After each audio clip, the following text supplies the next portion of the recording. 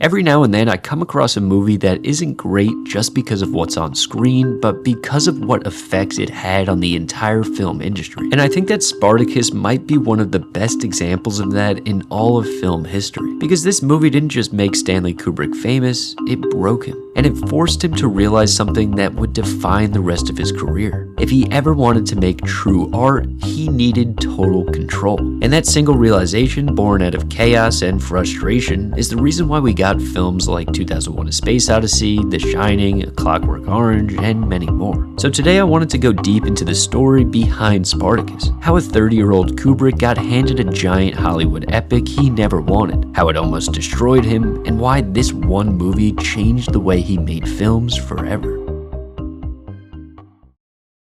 The year is 1959. Kubrick just finished Paths of Glory starring Kirk Douglas, and Douglas loved working with Kubrick. So when Douglas started producing his new film Spartacus a year later, you'd think Kubrick would be his first choice to direct, right? Well, not even close. Douglas actually didn't want to hire Kubrick at first, but why? Well, he thought Kubrick was too inexperienced to handle a massive studio epic. Paths of Glory was brilliant, sure, but it was relatively small and intimate. Spartacus was the opposite. Hundreds of sets, thousands of extras, and a $12 million budget, the biggest Universal had ever done. So instead, Douglas hired Anthony Mann, a veteran of classic Hollywood epics. He figured Mann could handle the scale and the project. But within a week, Mann was gone. He and Douglas clashed immediately. Mann's style was too slow and too old-fashioned. So Douglas shifted and wanted someone younger, sharper, and more aggressive. Someone who would push the film forward. So he called up Kubrick. And just like that, the 30-year-old found himself directing one of the largest productions in Hollywood history. A job that would soon feel more like a prison sentence.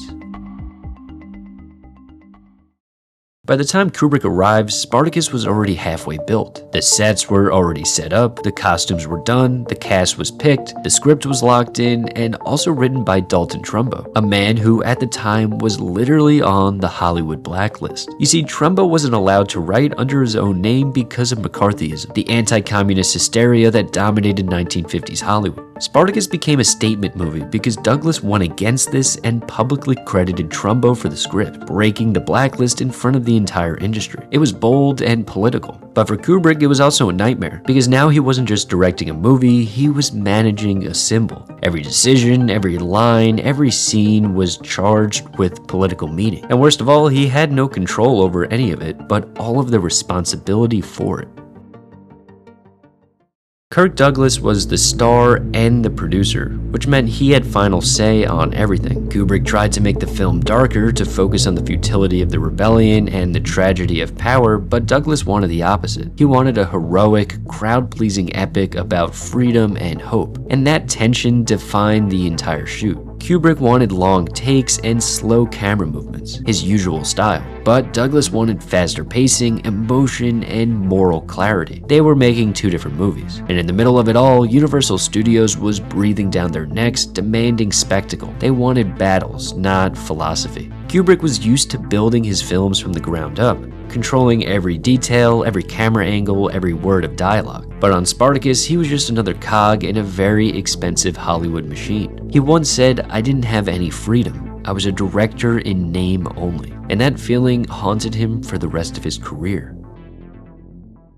When Spartacus finally released in 1960, it was a massive success. Critics loved it, audiences adored it, and it won 4 Oscars, including one for Trumbo's screenplay. But Kubrick, he hated it. He thought it was shapeless, overblown, and compromised. He said if he'd been in charge from the start, it would have been a very different movie and probably one that Universal would have hated. To this day, Spartacus is the only movie in Kubrick's filmography where he didn't have full creative control. And that experience burned him so bad that he swore it would never happen again. He moved to England soon after, built his own production company, and began a streak of films where he controlled every single detail. If the studio wanted to interfere, he simply walked away. And that's why Dr. Strangelove feels like Dr. Strangelove, why 2001 feels like 2001. They're pure Kubrick, untouched, unfiltered, and uncompromised. He learned from Spartacus that a director without control is basically a puppet, and Stanley Kubrick was never going to be a puppet again.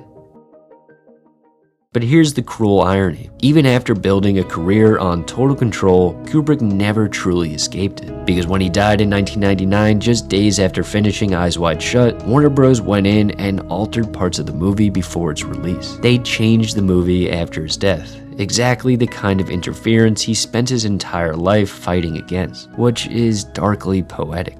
Because it means this defining ideology of Kubrick's career started with Spartacus, a film he couldn't control, and ended with Eyes Wide Shut, a film that was taken out of his control one last time. So yeah, Spartacus might look like just another swords and sandals epic, but behind it is one of the most important turning points in film history. It's the movie that forced Kubrick to realize that art and control are inseparable, that a director can't make something meaningful if they're constantly fighting a studio. So yeah, without Spartacus, there's no 2001, there's no A Clockwork Orange, there's no The Shining, no Full Metal Jacket. It's the movie that broke him, yes, but in doing so, it created one of the greatest directors who ever lived. So you can say it was worth it. Thank you guys for watching. I will see you in the next one.